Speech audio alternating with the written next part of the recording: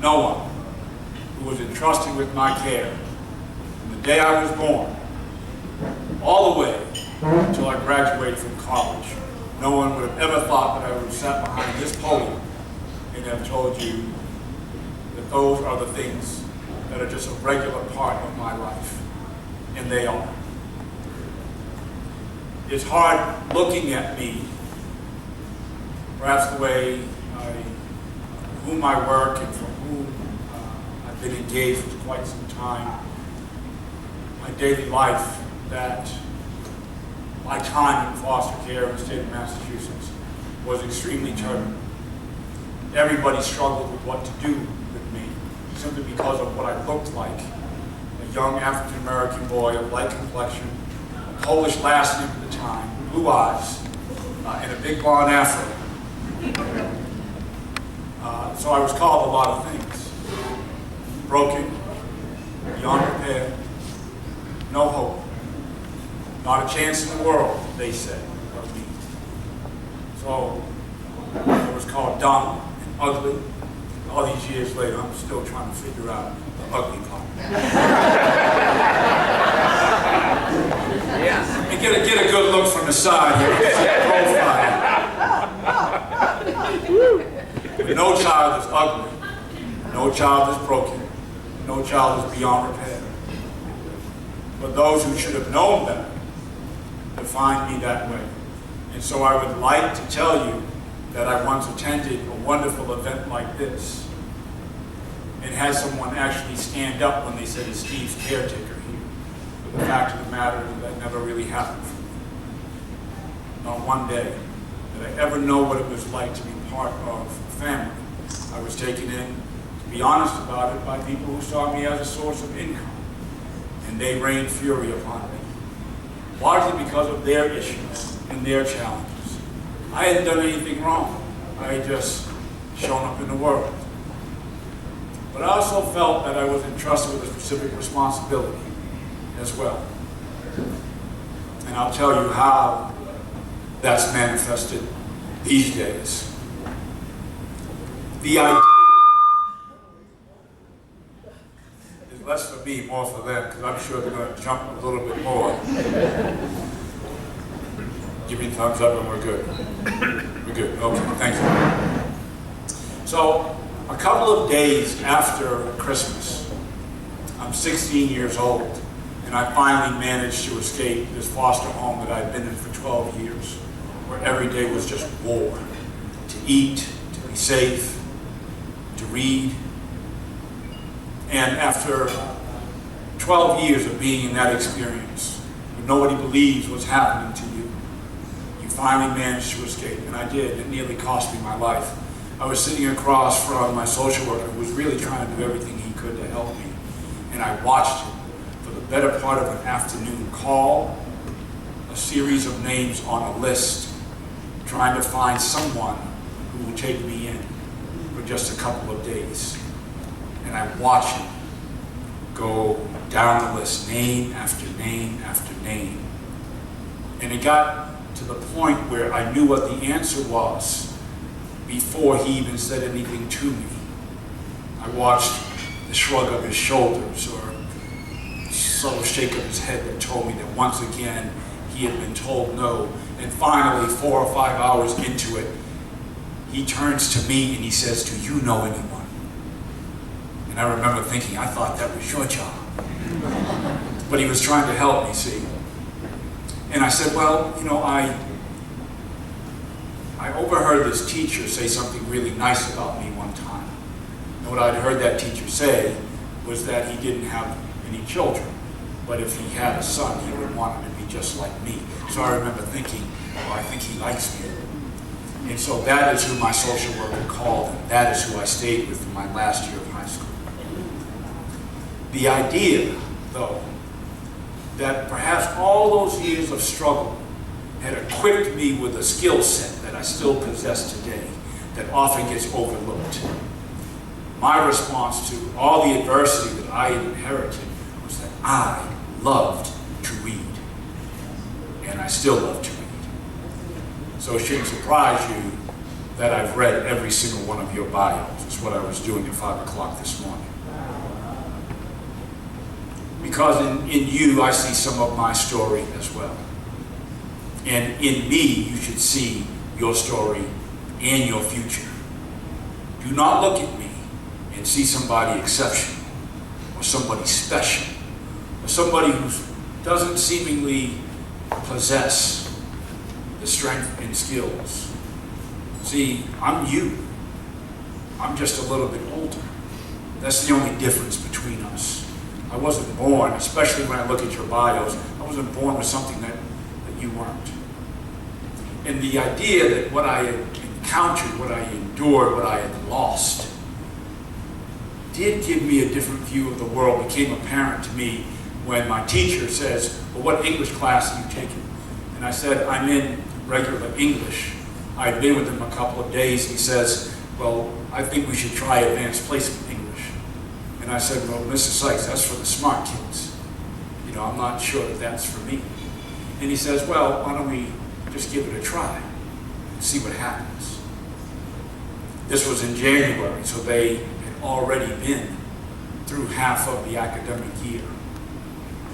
But I walked into that classroom, and what they were reading in January was Paradise Lost by John Milton. But I had read that already. And then I looked at what they were reading next, and it was Othello by Shakespeare, and I had read that too. And then they were reading Moby Dick by Melville, and I had read that too. And as I looked at everything that was coming, I realized that how I had dealt with all of the adversity, all of the struggle, leading me to wonder whether or not I could compete. And I had the wrong question. The question wasn't whether or not I was ready for them. The question really was whether or not they were ready for me.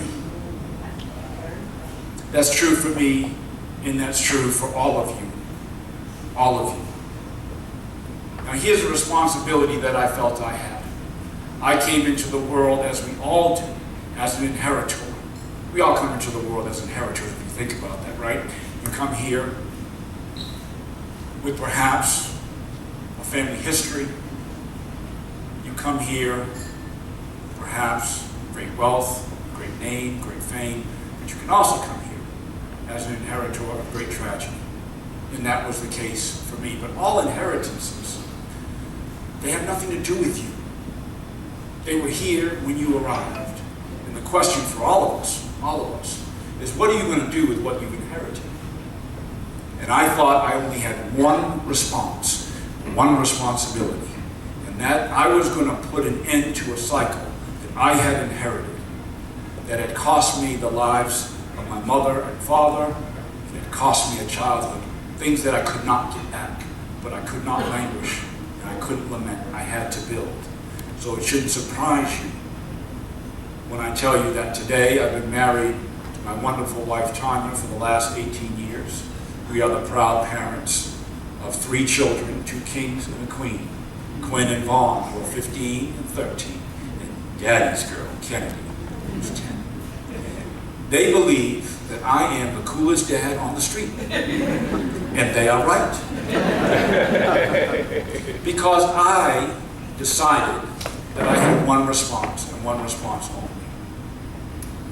But education, for me, was that catalyst.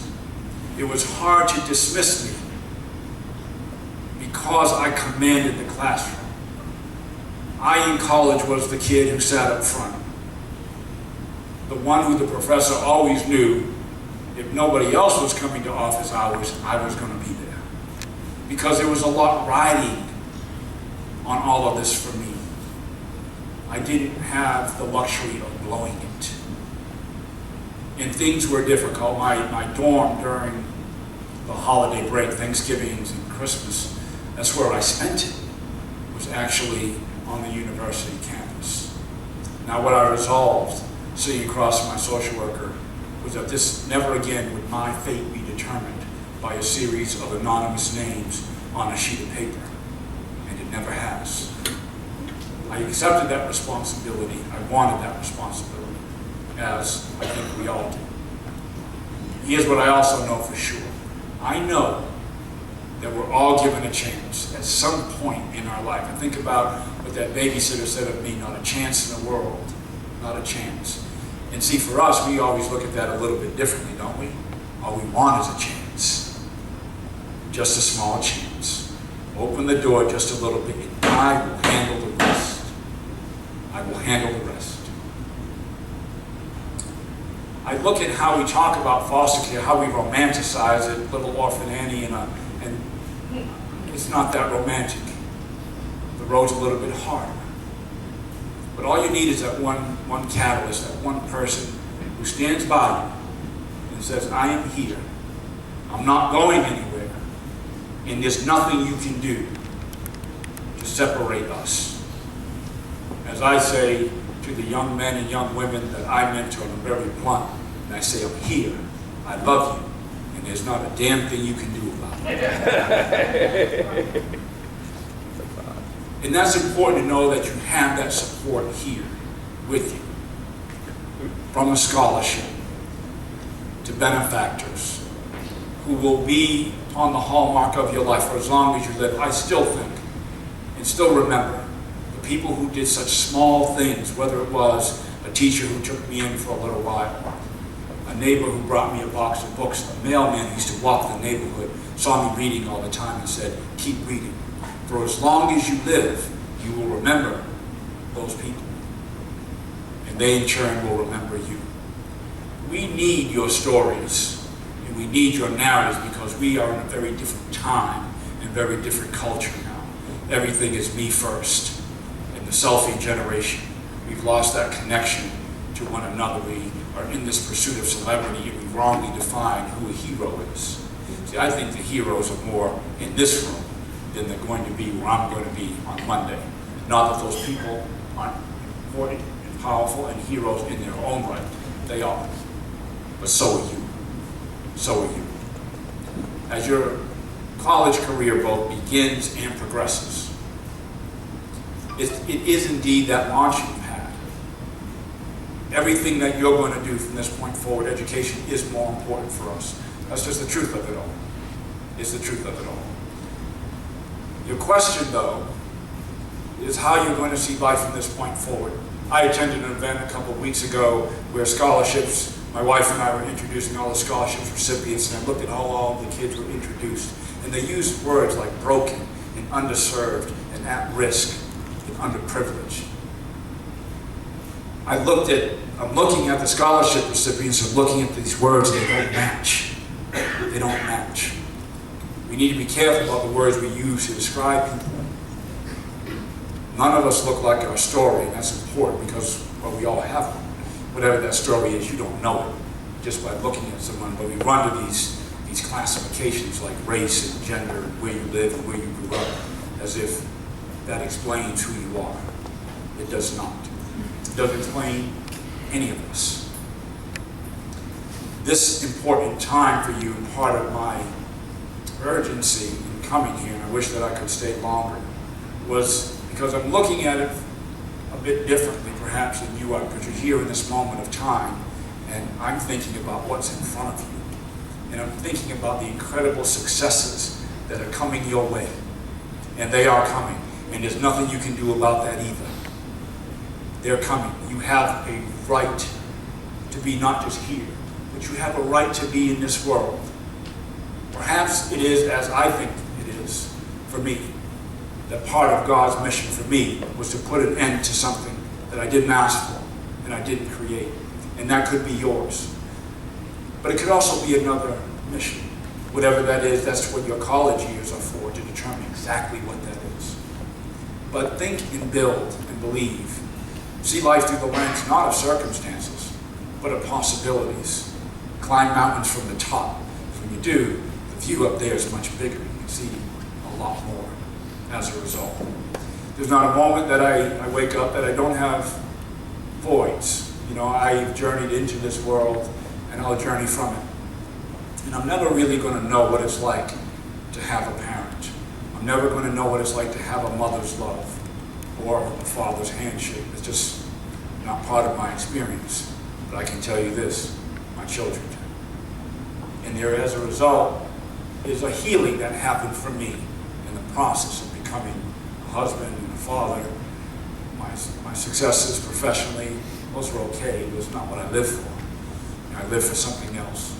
That most people who I work with, you now know more about me than they do, at least what drives me.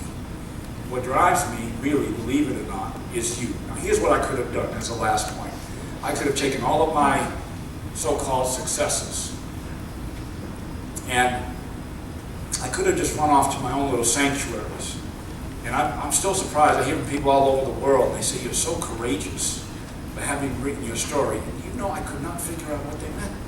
What do you mean? What do you mean courageous? I really didn't understand until I asked someone, and ultimately what they said was, well, if I had come from what you'd come from, I wouldn't have told anyone about a mother lost to alcoholism and a father murdered when you were 5.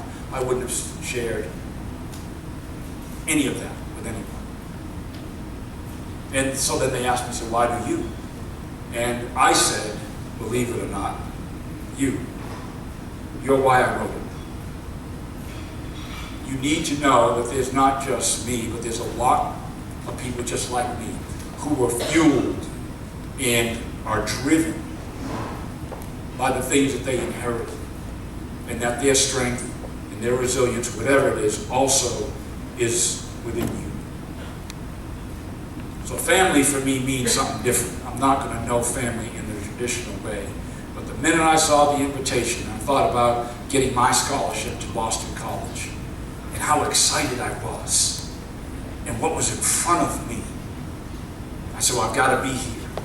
And I've got to show you what the next 15, 20, 25 years are going to be like for you, because they are. And here's my only ask of you, a small, quiet, humble one. Commissioners here, social workers here, and your benefactors here all know something. You are incredibly blessed. There are many young people, and I meet them all across the world, who are not sitting in rooms like you are. They're not receiving scholarships. So now you have a responsibility. That's the covenant that the universe has made with you. I'm going to give you a new chance, a chance in the world. But now it is your responsibility that you have now got to do the same for someone else. And do not accept the fact that you might be too young. You're not too young. There are children 5, 6, 7, 8 years old who are going to look up to you and say, so it is possible. That's what you represent. So that's the covenant that you now have to uphold. The universe, by virtue of you being here and in this room, is doing its part. And now you have got to do yours. And I suspect that you will. I'll not know family in the traditional way, but thank you for at least a few minutes for allowing me to be part of yours. Thank you. Thank you.